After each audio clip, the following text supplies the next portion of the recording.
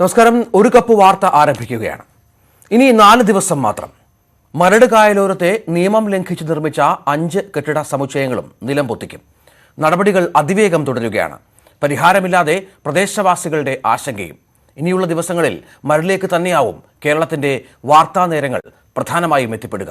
മരടിൽ നിന്ന് തന്നെ ഇന്നത്തെ ഒരു കപ്പ് വാർത്ത ആരംഭിക്കാം.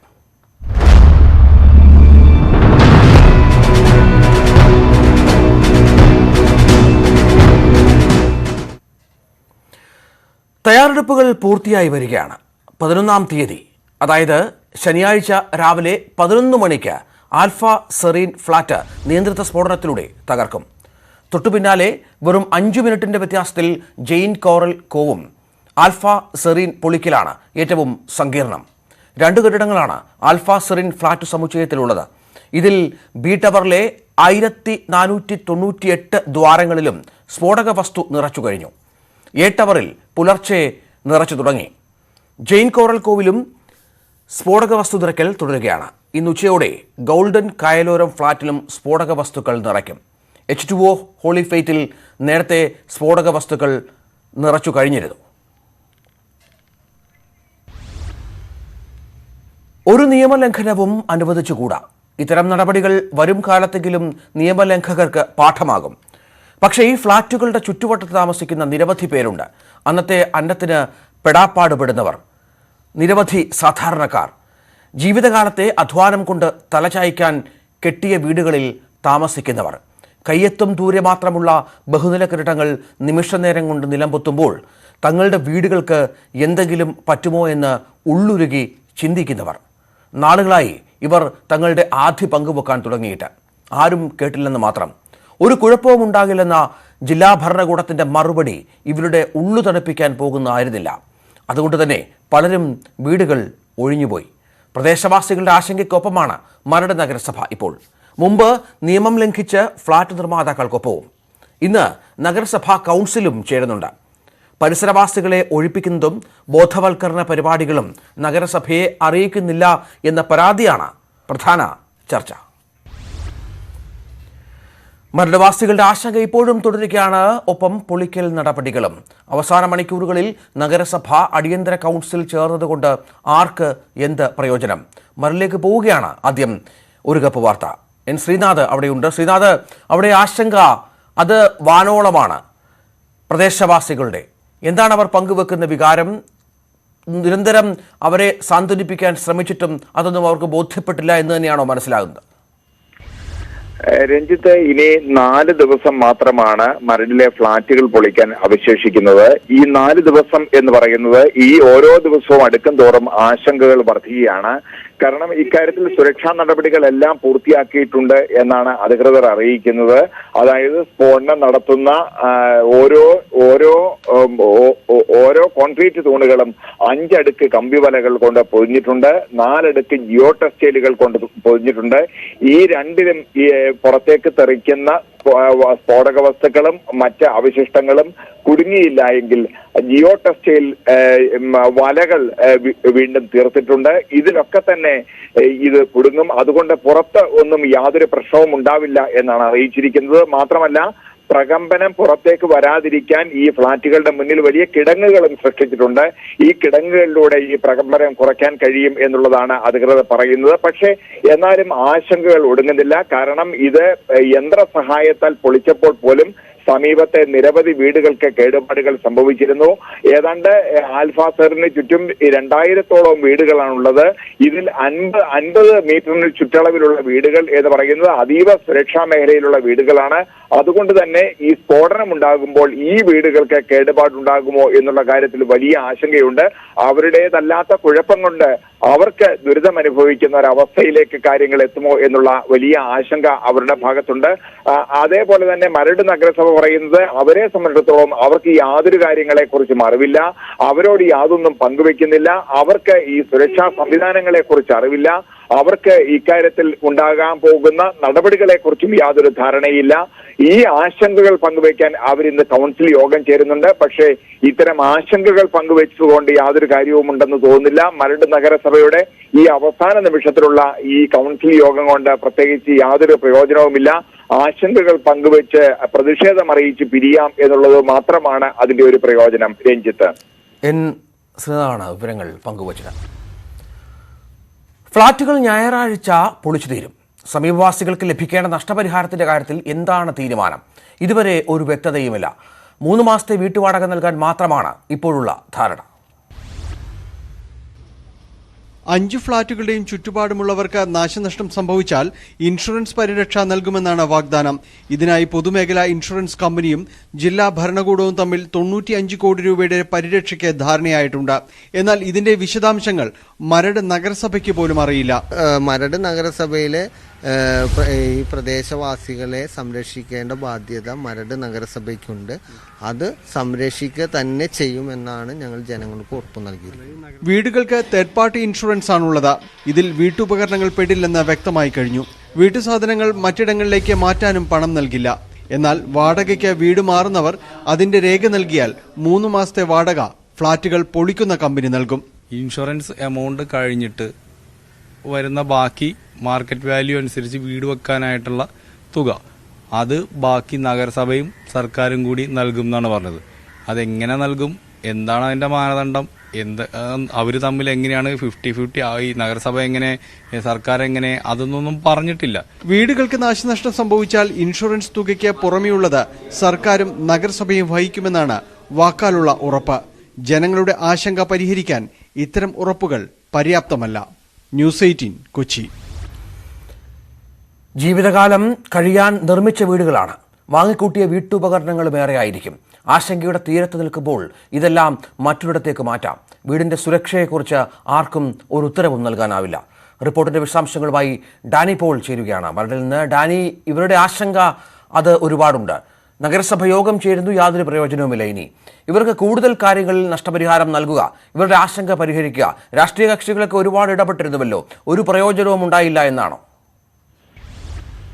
രഞ്ജിത്ത്, അതിങ്ങനെ തന്നെ പറയേണ്ടി വരും. കാരണം വെച്ചാൽ ഈ വിഷയത്തിലേക്ക് ഒരുപാട് എല്ലാവരുടെയും ഇടപെടലുകൾ ഉണ്ടായി എന്ന് നമുക്ക് പറയാം. പക്ഷെ അതൊന്നും ഫലപ്രാപ്തിയിലെത്തിയില്ല. ആരുടെയും ഇടപെടൽ എവിടെയും എത്തിയില്ല എന്ന് തന്നെ പറയാം. കാരണം നേരത്തെ നിശ്ചയിച്ചതെന്തോ അതുപോലെ തന്നെ മുന്നോട്ട് പോകുന്നതല്ലാതെ മറ്റൊരു ഇടപെടലും ഒരു ഉറപ്പും നൽകിയില്ല. തദ്ദേശ സ്വയംഭരണ മന്ത്രിയുടെ ചേംബറിൽ നടത്തിയ ചർച്ചയിൽ ഇത് സംബന്ധിച്ച് രേഖാമൂലമുള്ള ഒരു ഉറപ്പ് വേണമെന്ന് പറഞ്ഞപ്പോൾ ചർച്ചയിൽ പങ്കെടുത്ത മരട് നിവാസികൾ പറയുന്നത് അത് സംബന്ധിച്ച് രേഖാമൂലമുള്ള ഒരു ഉറപ്പ് അപ്പോൾ നൽകാൻ പറ്റില്ല എന്ന് അദ്ദേഹം തീർത്തു പറഞ്ഞു എന്നാണ് പറയുന്നത്. ഈ വിഷയത്തിൽ സർക്കാരും അതോടൊപ്പം തന്നെ മരട് നഗരസഭയും ഒപ്പം ഉണ്ടാകുമെന്ന് പറയുന്നതല്ലാതെ മറ്റൊരു കാര്യത്തിലുള്ള ഒരു ഉറപ്പ് നൽകുന്നില്ല എന്നതാണ്. അതുകൊണ്ട് വീടുകൾക്ക് നാശനഷ്ടം സംഭവിച്ചാൽ എന്ത് സംഭവിക്കും എന്നതിനെ കുറിച്ച് ഇപ്പോൾ തേർഡ് പാർട്ടി ഇൻഷുറൻസിൽ നിന്നുള്ള പരിമിതമായ ഇൻഷുറൻസ് സൗകര്യങ്ങൾ മാത്രമായിരിക്കും ലഭ്യമാകുക എന്നതാണ് ഇവർക്ക് അറിയാൻ കഴിയുന്നത്. അതോടൊപ്പം തന്നെ ഈ ഇൻഷുറൻസ് ഇപ്പോൾ പറയുന്ന തേർഡ് പാർട്ടി ഇൻഷുറൻസ് തന്നെ അത് ഏത് രീതിയിലാണ്, അതിന്റെ ക്രമം എന്താണ്, ഇത് സംബന്ധിച്ചൊരു വ്യക്തമായ ഒരു ധാരണയോ ഒന്നും പരിസരവാസികളോട് വിശദീകരിച്ചിട്ടില്ല. പരിസരവാസികളോടൊന്നും മാത്രമല്ല, ഇത് നഗരസഭയ്ക്ക് പോലും ഇത് അറിയില്ല എന്നതാണ് വസ്തുത. അതുകൊണ്ട് തന്നെ വല്ലാത്തൊരു ആശങ്കയുടെ നേരിലാണ്. വീട്ടു സാധനങ്ങളെല്ലാം തന്നെ പൂർണ്ണമായും തന്നെ ആളുകൾ ഇപ്പോൾ അവിടെ നിന്ന് മാറ്റിക്കഴിഞ്ഞു. കാരണം പൂർണ്ണമായ ഒരു പലായനം തന്നെയാണ് അവിടെ ഉണ്ടാവുന്നത്. എല്ലാവരും തന്നെ വീട്ടു സാധനങ്ങൾ മാറ്റുന്നു. കാരണം വീട്ടുപകരണങ്ങൾക്ക് പോലും യാതൊരുവിധ ഗ്യാരണ്ടിയോ, അതായത് ഇൻഷുറൻസിന്റെ പരിരക്ഷയോ അതൊന്നും അതിനകത്ത് വരുന്നില്ല. ഒരു ഫാൻ പോലും അതിനകത്ത് വരുന്നില്ല എന്നതാണ്. അതുകൊണ്ട് എടുക്കാവുന്നതെല്ലാം തന്നെ എടുത്ത് പൂർണ്ണമായും തന്നെ മാറ്റണം. ഈ മാറ്റുമ്പോൾ ഈ ഷിഫ്റ്റിംഗ് ചാർജ് അടക്കം സ്വന്തം കയ്യിൽ നിന്ന് വഹിക്കേണ്ട ഒരു അവസ്ഥയാണ് ഇവർക്ക് വരുന്നത്. 3 മാസത്തെ വാടകയാണ് വീട്ടു വാടക എടുക്കുന്നവർക്ക് പൊളിക്കുന്ന അതാത് പ്രദേശത്തെ പൊളിക്കുന്ന കമ്പനികൾ നൽകുമെന്ന് പറഞ്ഞിട്ടുള്ളത്. അങ്ങനെ 3 മാസത്തെ വാടകയാണ് നൽകുന്നത്. മുഴുവനായും ഒരു അനിശ്ചിതത്വം അവിടെ നിലനിൽക്കുന്നു എന്നത് തന്നെയാണ്. രഞ്ജിത്ത്, ഡാനി പോളാണ് വിവരങ്ങൾ പങ്കുവച്ചത്. 5 ഫ്ളാറ്റുകളും പൊളിഞ്ഞു വീണ് കഴിയുമ്പോൾ ഈ കൂറ്റൻ സൗധ സമുച്ചയങ്ങൾ ഉണ്ടായിരുന്നിടത്ത് ബാക്കിയാവുക 3/4 ലക്ഷം ടണ്ണിന് മേൽ കോൺക്രീറ്റ് അവശിഷ്ടങ്ങളായിരിക്കും. അവശിഷ്ടം ഒന്നിച്ച് ഒരിടത്ത് വീഴുന്ന രീതിയിലായിരിക്കും പൊളിക്ക്. മരടിൽ സ്ഫോടന വിദഗ്ധർക്ക് വെല്ലുവിളിയാകുന്നത് ആൽഫ സെറീനയിലെ ഇരട്ട ടവറുകളാണ്. സമീപത്ത് ഏറ്റവും കൂടുതൽ വീടുകളുള്ളതാണ് പ്രതിസന്ധിയും ജനങ്ങളിൽ ആശങ്കയും സൃഷ്ടിക്കുന്നത്. 16 നില ഫ്ളാറ്റിലെ 8 നിലകളിലാണ് ഇവിടെ സ്ഫോടനം. 500 കിലോയോളം സ്ഫോടക വസ്തുക്കൾ ആൽഫയിൽ വേണ്ടിവരുമെന്നാണ് കണക്കാക്കുന്നത്. സ്ഫോടനശേഷം ബാക്കിയാകുക 21,400 ടൺ വരുന്ന കോൺക്രീറ്റ് കൂന. ഏറ്റവും വലുതും കൂടുതൽ സ്ഫോടക വസ്തു ഉപയോഗിക്കുന്ന ജെയിൻ കോറൽ കോവ് 6 നില കെട്ടിടത്തിന്റെ ഉയരത്തിൽ അവശിഷ്ടമായി മാറും. 500 കിലോ സ്ഫോടക വസ്തുക്കളാണ് ഇവിടെ ഉപയോഗിക്കുക. കായലിലേക്ക് വീഴാതെ 49 ഡിഗ്രി ചരിച്ചാണ് 14 നില കെട്ടിടം വീഴ്ത്തുക. 26,400 ടൺ അവശിഷ്ടമാണ് കണക്കാക്കുന്നത്. പ്രത്യേക ഡിസൈനിലുള്ള ഹോളി ഫെയ്ത്ത് ഒരു വശം 37 ഡിഗ്രിയും മറുവശം 46 ഡിഗ്രിയും ചരിച്ച് വീഴ്ത്തും.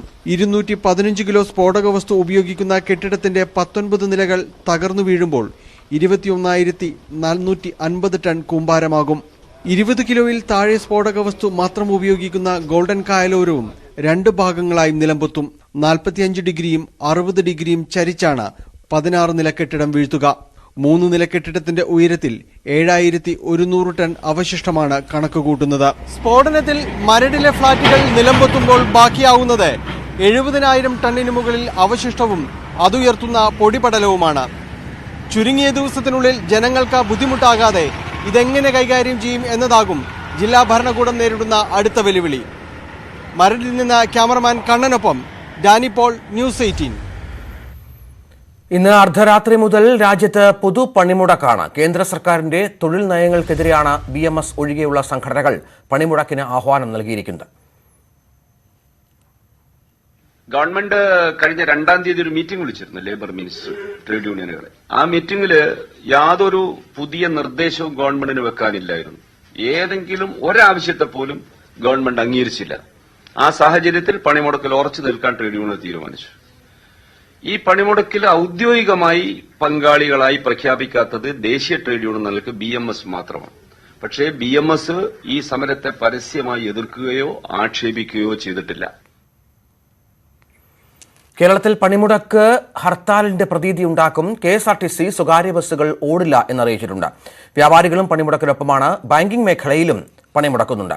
ടൂറിസം മേഖലയെയും ശബരിമല തീർത്ഥാടകരെയും സമരത്തിൽ നിന്ന് ഒഴിവാക്കി. പതിവ് പോലെ അവശ്യ സർവീസുകളെ സമരം ബാധിക്കില്ല.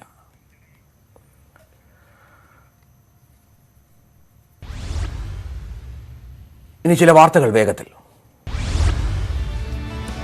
പൗരത്വ നിയമത്തിനെതിരെ തിരുവനന്തപുരത്ത് പ്രതിഷേധാഗ്നി തെളിയിച്ച CPM.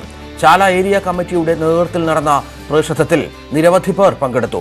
പ്രതിഷേധാഗ്നി തെളിയിച്ചത് ഇന്നലെ രാത്രി 7 മുതൽ അർദ്ധരാത്രി വരെ. പൗരത്വ നിയമത്തിനെതിരെ കോഴിക്കോട്ട് ലോങ് മാർച്ചിന് തുടക്കം. MK രാഘവൻ MPയുടെ നേതൃത്വത്തിൽ മാർച്ച് തുടങ്ങിയത് കൊടുവള്ളിയിൽ നിന്ന്. മുല്ലപ്പള്ളി രാമചന്ദ്രൻ ഉദ്ഘാടനം ചെയ്തു. നിയമസഭയെ അപമാനിച്ച ഗവർണർക്കെതിരെ മുഖ്യമന്ത്രി ഒരക്ഷരം മിണ്ടുന്നില്ലെന്ന് രമേശ് ചെന്നിത്തല.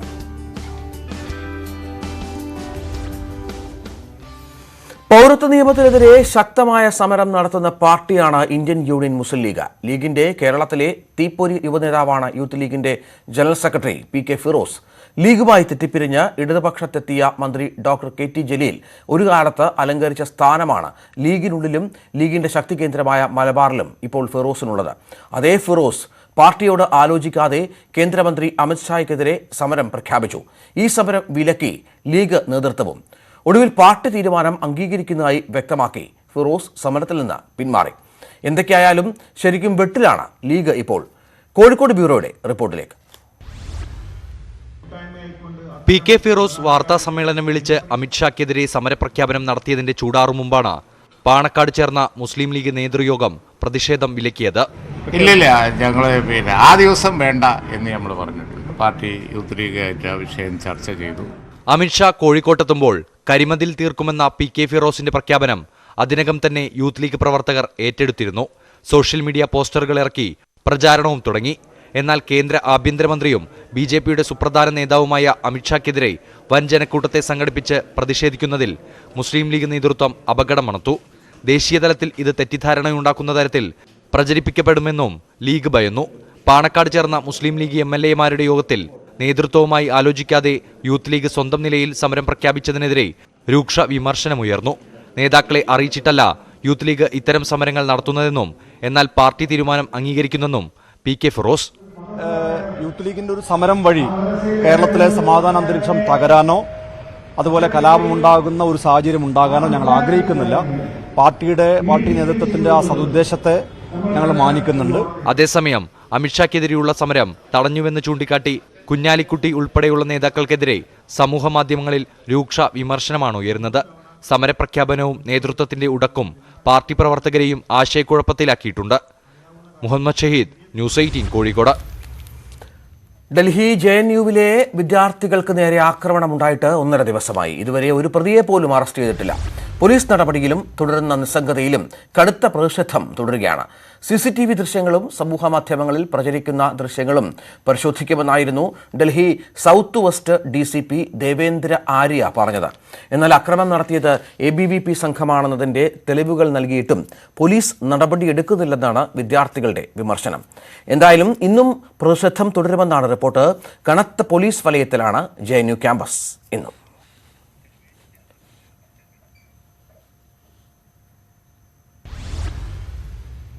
മറ്റു ചില വാർത്തകൾ കൂടി വേഗത്തിൽ. ഡൽഹി JNUവിൽ വിദ്യാർത്ഥികൾക്കെതിരായ അക്രമം നടന്നിട്ട് 1 ദിവസം കഴിഞ്ഞിട്ടും പ്രതികളെ പിടികൂടാതെ പോലീസ്. അതിക്രമത്തിൽ വ്യാപക പ്രതിഷേധം. JNUവിലെ അക്രമ സംഭവങ്ങളിൽ പ്രതിഷേധിച്ച് കൊൽക്കത്തയിലെ ജാദവ്പൂർ സർവകലാശാലയിലെ വിദ്യാർത്ഥികൾ നടത്തിയ മാർച്ചും സംഘർഷത്തിൽ കലാശിച്ചു.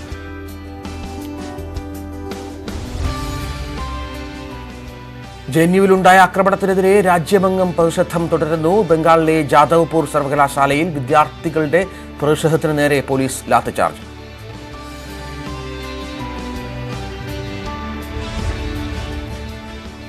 അലിഗഡ് മുസ്ലിം സർവകലാശാലയിലും മുംബൈയിലെ കോളേജുകളിലും പ്രതിഷേധം. ഡൽഹിയിലെ ഇന്ത്യ ഗേറ്റിലേക്ക് യൂത്ത് കോൺഗ്രസ് NSU പ്രവർത്തകർ മുഖംമൂടി മാർച്ച് നടത്തി. രാജ്യത്തെ പല ക്യാമ്പസുകളിലും സമാനമായ രീതിയിൽ പ്രതിഷേധം തുടരുന്നു. JNU വിദ്യാർത്ഥികൾക്ക് നേരെയുണ്ടായ അക്രമത്തെ അപലപിച്ച് NDA ഘടകകക്ഷിയായ JDU പ്രത്യയശാസ്ത്രപരമായി പരാജയപ്പെട്ടവരുടെ ഭീരുത്വം നിറഞ്ഞ നടപടിയെന്ന JDU നേതാവ് KC ത്യാഗി. പിന്തുണ JNU വിദ്യാർത്ഥികൾക്കെന്നും ത്യാഗി.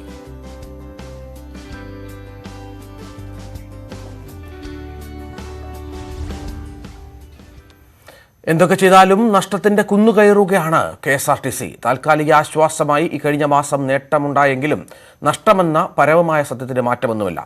വെറുതെയല്ല നഷ്ടം വരുത്തിവെക്കുന്നതാണെന്ന് ഒരു തെളിവ് കൂടി.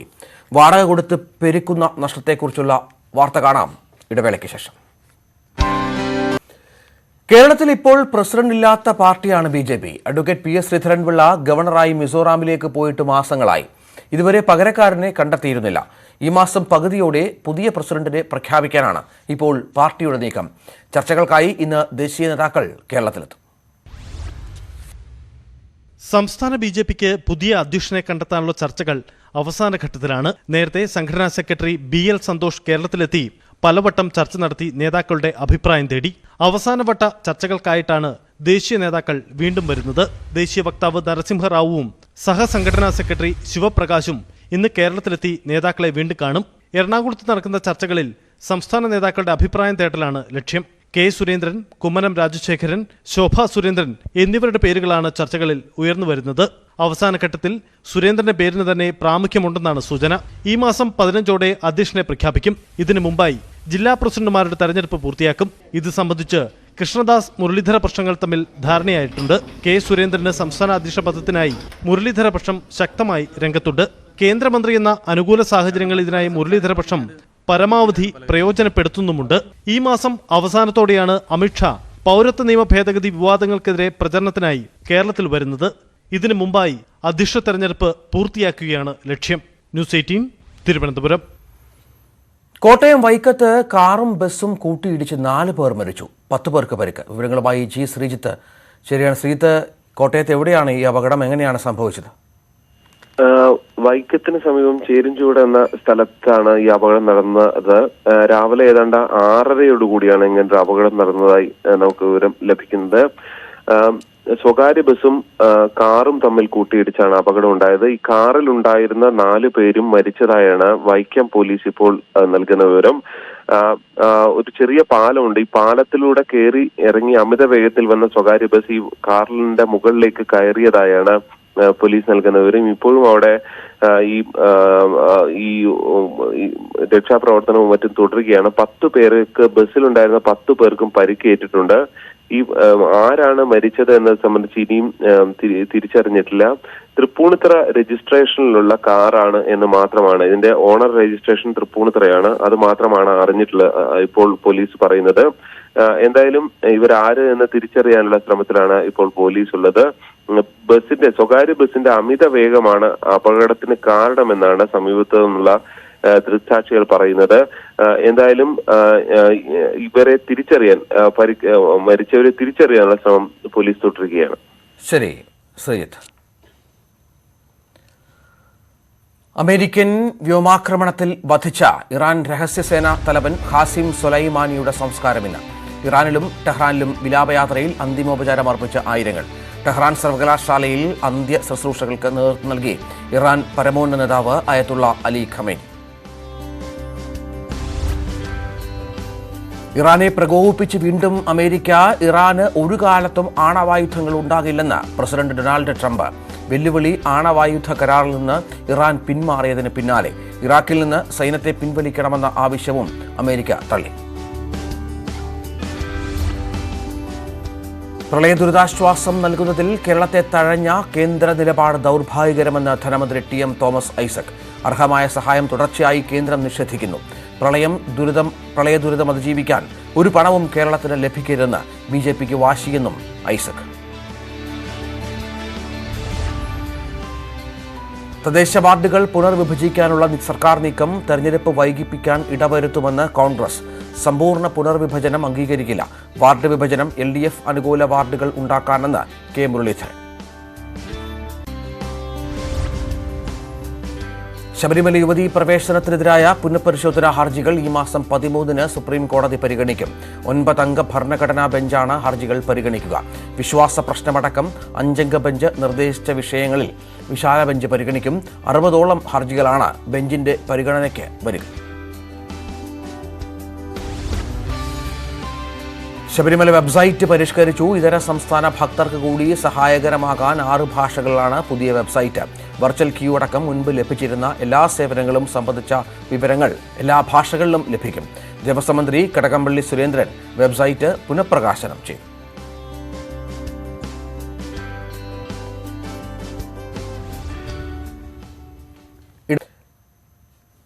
കേരളത്തിന്റെ state road transport corporation KSRTC നഷ്ടത്തിന്റെ കണക്ക് നിരത്തി എന്നും കരയാൻ മാത്രം വിധിക്കപ്പെട്ട ഒരു സർക്കാർ സ്ഥാപനം. എന്തൊക്കെ ചെയ്താലും അതൊക്കെ നഷ്ടമുണ്ടാക്കുന്നതാണ് എന്നാണ് KSRTCയുടെ അനുഭവപാഠം. ഇപ്പോൾ പുതിയ വില്ലൻ വാടക ബസ്സുകളാണ്.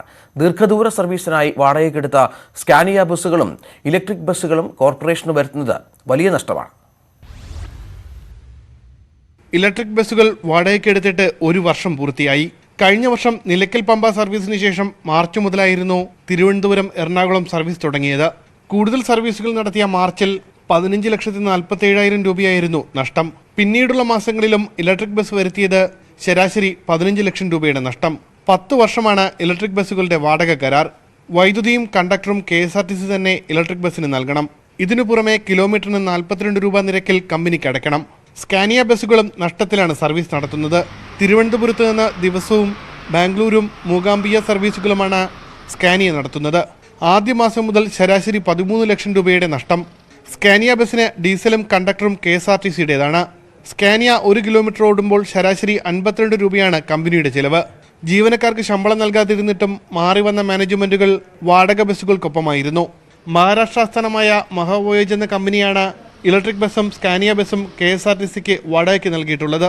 1 വർഷം കഴിഞ്ഞിട്ടും കടുത്ത നഷ്ടത്തിലാണ് KSRTCയുടെ ഇലക്ട്രിക് ബസ്സും സ്കാനിയ ബസ്സുകളും. ആർക്ക് വേണ്ടിയാണ് നഷ്ടം സഹിച്ച് ഈ വാടക ബസ്സുകൾ ഇങ്ങനെ ചുമക്കുന്നതെന്ന് KSRTC മാനേജ്മെന്റ് തന്നെ വ്യക്തമാക്കണം. ഉമേഷ് ബാലകൃഷ്ണൻ, ന്യൂസ് 18, തിരുവനന്തപുരം. ഇനി ശബരിമല വാർത്തകൾ. ശരണം സന്നിധാനം നിങ്ങൾക്കായി സമർപ്പിക്കുന്നത് ശ്രേയസ് സർവമർമ്മ തൈലം. SRS ഗ്രൂപ്പിന്റെ ശ്രേയസ് സർവമർമ്മ തൈലം.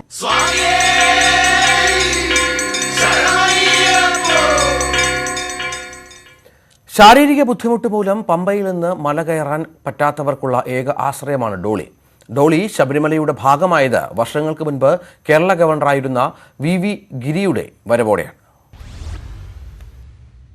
1965-ൽ അന്നത്തെ കേരള ഗവർണറായ VV ഗിരിയുടെ വരവോടെയാണ് ശബരിമലയിൽ ഡോളി ഒരു സ്ഥിരം സാന്നിധ്യമായത്.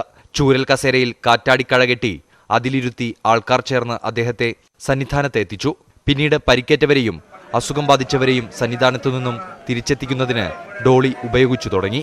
ഇപ്പോൾ മല കയറുന്നതിന് ബുദ്ധിമുട്ടുള്ളവർ നിശ്ചിത ചാർജ് നൽകിയാൽ ഡോളിയിൽ സന്നിധാനത്തും അവിടെ നിന്ന് തിരിച്ചും. പിന്നെ വലിയ കഷ്ടപ്പാടല്ലേ, നമ്മൾ ഒരാൾ തന്നെ വെറുതെ കയറി വരുമ്പോൾ തന്നെ അതിനായ ബുദ്ധിമുട്ടില്ലേ.